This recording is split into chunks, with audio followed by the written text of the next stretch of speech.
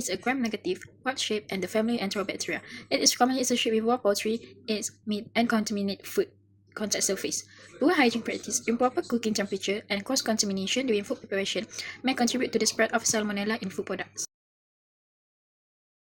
In this experiment, lactose broth was used as the pre-enrichment medium. It is used to ensure salmonella cell and allow bacterial growth before selective isolation. After pre-enrichment, selective enrichment was carried out using RVS broth and TT broth. RVS broth contains selective agents such as malachite green and magnesium dichloride, which selectively enhance the growth of salmonella while inhibiting competent microorganisms. TT broth also acts as a selective enrichment medium by suppressing the growth of normal incisional bacteria while encouraging the growth of salmonella species. Then determination of salmonella was used by SLD agar and BSA agar. SLD agar is a selective and differential medium used to isolate salmonella and differentiate it from other bacteria based on xylose fermentation and hydrogen sulfide production. Salmonella on SLD agar will appear black colonies. Meanwhile, BSA is a highly selective medium specifically designed for the isolation of salmonella. On BSA, salmonella colonies usually appear black or greenish black due to hydrogen sulfide formation. Biochemical confirmation of suspect colonies was carried out using TSI agar and TSS agar. These media are used to identify the biochemical characteristics of salmonella, including carbohydrate fermentation, gas production, and hydrogen sulfide production. A typical salmonella reaction on TSI agar show an alkaline slime, acidic bath, and black precipitate, indicating hydrogen sulfide production. Therefore, this laboratory experiment was conducted to isolate, detect, and confirm the presence of salmonella in raw chicken sample using selective enrichment, selective plating, and biochemical identification method as part of food safety analysis. First, we label the bottle with RV and TT broth. Then, from the homogeneous sample, we pipette 1 ml and incubated sample into 2 different selective enrichment broths. Then, we incubated the sample at 37 Celsius for 24 hours. On the third day after the incubation period, the culture from the RV broth was tricked onto XLD agar, which stands for xylylysine diosocolate agar. Meanwhile, the culture from the TT broth was tricked into bismuth sulfate agar or BSA agar. After done the tricking part, the plates now were incubated again at 37 Celsius for 24 hours. On the fourth day, suspected colonies obtained from the XLD agar and BSA agar plate were selected for confirmation testing. The colonies were inoculated into TSI slime, which stands for triple sugar iron agar. TSI agar is used to identify salmonella based on sugar fermentation patterns and hydrogen sulfide production. The TSI tubes were then incubated at 37 degrees Celsius for 24 hours before observing the result.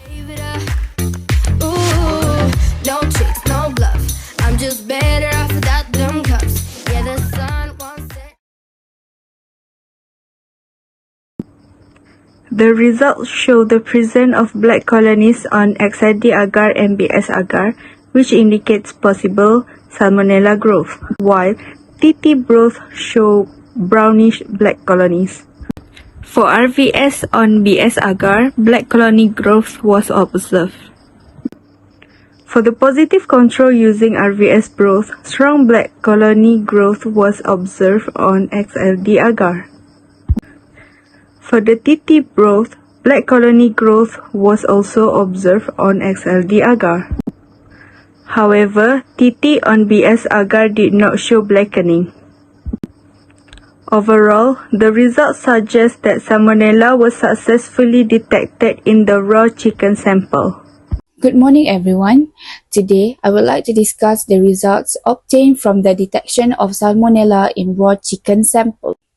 In this experiment, selective enrichment broth, which are Rappaport bacillidus broth, also known as RVS broth, and tetrathionate broth or TT broth, were used before streaking onto selective agar media, which are XLD agar and bismuth sulfide agar. Firstly, based on the results obtained from XLD agar, black centers colony were observed. These colonies indicate the possible presence of salmonella. According to Bentham et al., salmonella produce hydrogen sulfide or H2S, which reacts with iron compounds in the medium to form black precipitate or black centered colonies. Besides that, XLD agar acts as both a selective and differential medium. It supports the growth of Salmonella while inhibiting the growth of many other bacteria. Therefore, the appearance of black-scented colonies on XLD agar suggests positive detection of Salmonella in the raw chicken sample. Next, for the bismuth sulfide agar, black or brownish-black colonies were also observed. According to Yanistria et al., bismuth sulfide agar is a selective medium specifically designed for the isolation of Salmonella species, especially those capable of producing hydrogen sulfide. The formation of black colonies further supports the possible presence of Salmonella in the sample due to H2S production. However, one sample did not show blackening on the agar.